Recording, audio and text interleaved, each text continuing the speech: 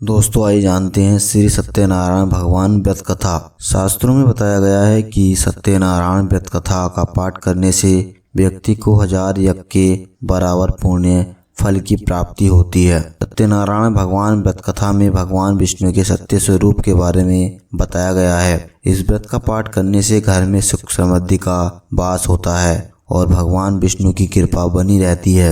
सत्यनारायण व्रत कथा का पहला अध्याय एक समय की बात है।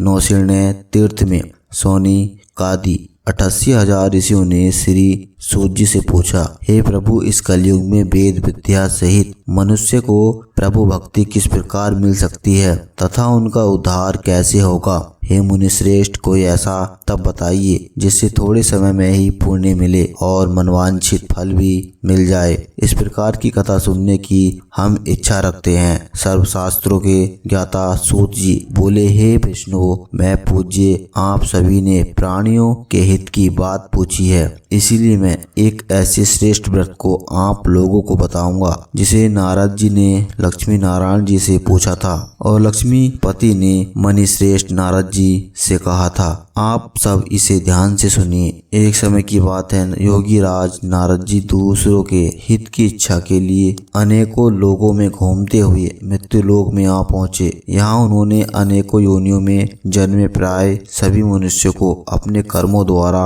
अनेकों दुखों से पीड़ित देखा। उनका दुख देख नारद जी सोचने लगे कि कैसा रत्न किया जाए जिसके करने से निश्चित रूप से मानव के दुखों का अंत हो जाए। इसी विचार पर मनन करते हुए वह विष्णु लोक में गए। वहां वह देवों के नारायण की स्तुति करने लगे, जिनके हाथों में शंख चक्र गदा और पद थे, गले में वरमाला पहने हुए थे। स्तुति करते हुए नारद जी बोले, हे भगवान, आप अत्यंत शक्ति से संपन्न हैं। मन तथा वाणी भी आपको नहीं पा सकती है। आपका आदि मध्य तथा अंत नहीं है। निर्गुण स्वरूप सृष्टि के कारण भक्तों के दुख को दूर करने वाले हैं। आपको मेरा नमस्कार है। नारद जी की स्तुति सुन विष्णु भगवान बोले, हे मुनि श्रेष्ठ, आपके मन में क्या बात है? आप किस काम के लिए पधारे हैं उसे निसंकोच कहो। इस पर नारद मुनि बोले कि मृत्युलोक में अनेक योनियों में जन्मे मनुष्य अपने कर्मों के द्वारा अनेकों दुखों से दुखी हो रहे हैं।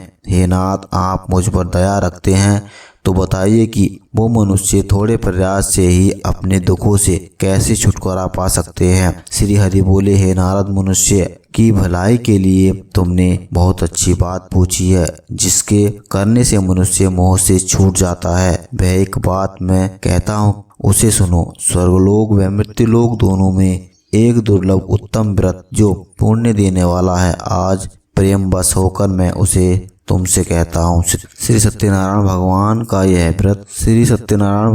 यह व्रत अच्छी तरह विधि विधान पूर्वक करके मनुष्य तुरंत ही यहाँ सुख भोग कर मरने पर मोक्ष पाता है। श्री हरि के वचन सुन नारद जी बोले कि उस व्रत का फल क्या है और उसका विधान क्या है? यह व्रत किसने किया था? इस व्रत को किस दिन करना चाहिए? सभी कुछ विस्तार से बताए। नारद की बात सुनकर श्री हरि बोले, दुख व शोक को दूर करने वाला, यह सभी स्थानों पर विजय दिलाने वाला, मानव को शक्ति व श्रद्धा के साथ शाम को श्री सत्यनारायण की पूजा धर्म परायण होकर ब्राह्मणों व बंधुओं के साथ करनी चाहिए। भक्तिभाव से ही नैवेद्य केले का फल, घी, दूध और गेहूं का आटा सवाया ले। गेहूं के स्थान पर साठी का आटा, शक्कर तथा गुड़ लेकर वह सभी भक्षण योग्य पदार्थों को मिलाकर भगवान का भोग लगाएं। ब्राह्मणों सहित बंधुओं को भी भोजन कराएं। उसके बाद स्वयं भोजन करें। भजन कीर्तन के साथ भगवान की भक्ति में लीन हो जाएं। इस तरह से सत्यनारायण भगवान का यह व्रत करने